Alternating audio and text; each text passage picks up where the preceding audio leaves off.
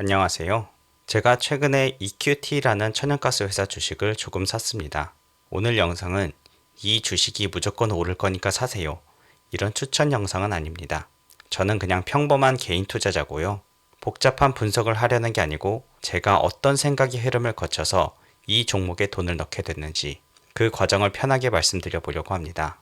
그냥 저 사람은 저렇게 생각하는구나 정도로 들어주시면 됩니다. 요즘 시장 보면 거의 AI 아니면 반도체 이야기뿐이죠. 저도 당연히 관련 종목을 계속 봤습니다. 그런데 이미 많이 오른 종목에 지금 큰 돈을 넣자니 솔직히 부담이 되더라고요. 그래서 질문을 바꿨습니다. AI가 커지면 무조건 같이 커질 수밖에 없는 건 뭘까?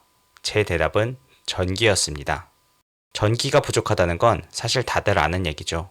최근 자료를 보면 2030년까지 미국 내 데이터 센터 전력 수요가 지금보다 3배 가까이 폭증할 거라는 전망도 나오고 있거든요. 그런데 제가 여기서 본 건 전기가 얼마나 필요하냐가 아니라 시간이었습니다. 생각해보세요. 고속도로에 차들이 맨날 엄청 막혀요. 근데 차선 넓히는 공사가 5년 넘게 걸린다면 어떨까요? 지금 미국 송전망 상황이 딱 이렇습니다. 전기를 실어 나를 송전망을 새로 깔아야 하잖아요. 그런데 인허가나 주민 반대 때문에 이게 기본 몇 년씩 걸립니다. 반면에 AI 데이터 센터는 그보다 훨씬 빠르게 지어지고 있죠. 그럼 미국이 전선 다 깔릴 때까지 AI 개발을 멈출까요? 그럴 가능성은 아주 낮겠죠. 중국도 견제해야 하고 지금 AI 발전은 국가적으로도 아주 중요하거든요. 결국 송전망이 완성되기 전 앞으로 3에서 5년의 그 공백을 어떻게 메울까?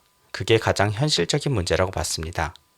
그 대안으로 떠오르는 게 데이터 센터 바로 옆에 발전소를 짓는 온사이트 발전입니다. 물론 태양광, 풍력, 수소, SMR 등 여러 가지 대안들이 있습니다.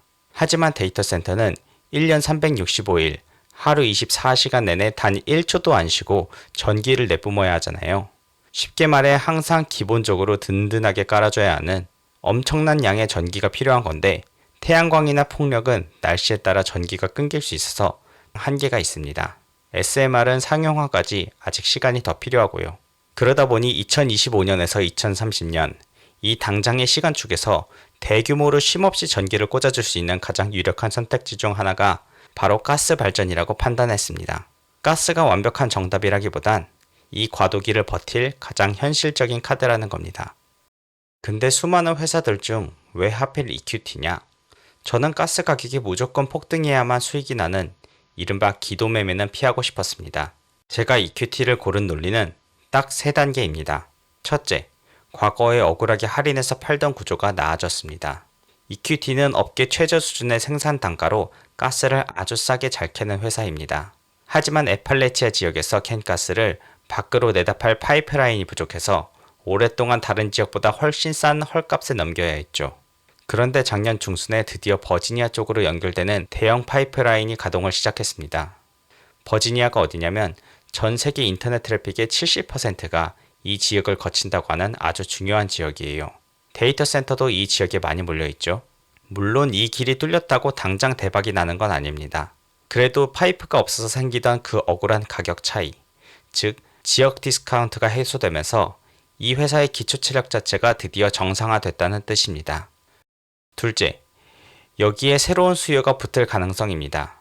만약 데이터 센터들이 송전망 병목을 도저히 못 버티고 발전소를 직접 짓기 시작하고 그 과정에서 당장 쓸 수 있는 가스를 일정 부분이라도 발전용으로 채택한다면 어떨까요? 이건 단순한 유행이 아니라 그 지역에 엄청나게 탄탄한 고정 수요가 새로 생길 수 있다는 걸 의미합니다. 실제로 2030년까지 지어질 데이터 센터의 30%는 온사이트 발전으로 가동된다는 보고서도 있더라고요. 셋째, 이 흐름에서 EQT가 구조적으로 유리합니다. 그 지역에서 실제로 가스 수요가 늘어난다면 굳이 멀리서 가져올 필요 없이 가장 가까운 곳에서 가장 싸게 가스를 캐는 생산자가 유리할 가능성이 높습니다. 결국 가스 가격이 미친 듯이 급등하지 않아도 낮은 생산 단가, 지역적 이점, 그리고 새로운 수요의 조합 덕분에 마진이 자연스럽게 개선될 수 있는 구조인 겁니다. 물론 리스크는 분명히 있습니다. AI 데이터 센터 투자 속도가 확 꺾이거나 환경 규제 때문에 가스 발전 인허가가 아예 막혀버리면 제 가설은 틀린 겁니다. 그래서 무조건 오를 거다라고 확신하는 매매는 아닙니다.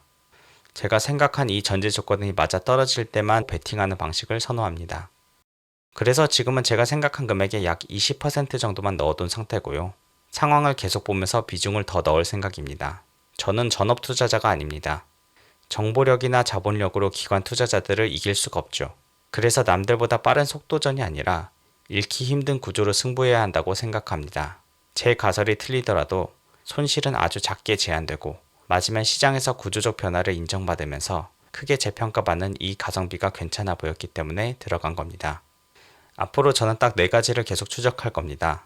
데이터 센터들이 새로 전기를 끌어올 때 가스 발전 비중을 얼마나 늘리는지, 실제로 데이터 센터 옆에 가스 발전소 착공 사례가 나오는지, 파이프라인이 뚫린 에팔레치아 지역에 가스 할인 폭이 계속 줄어드는지, 그리고 실제로 EQT가 가스를 제값받고 팔아서 마진이 좋아지고 있는지.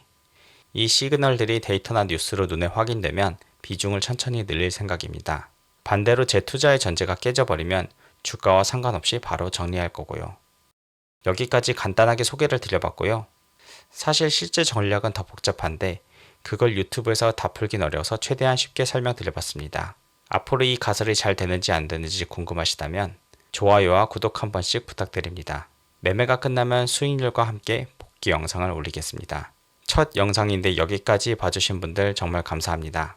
앞으로 이 채널에서 실제 투자 전략 말고도 직장인으로서 제가 쓰는 도구들이나 AI를 활용한 투자 방법들도 공유해 보겠습니다. 감사합니다.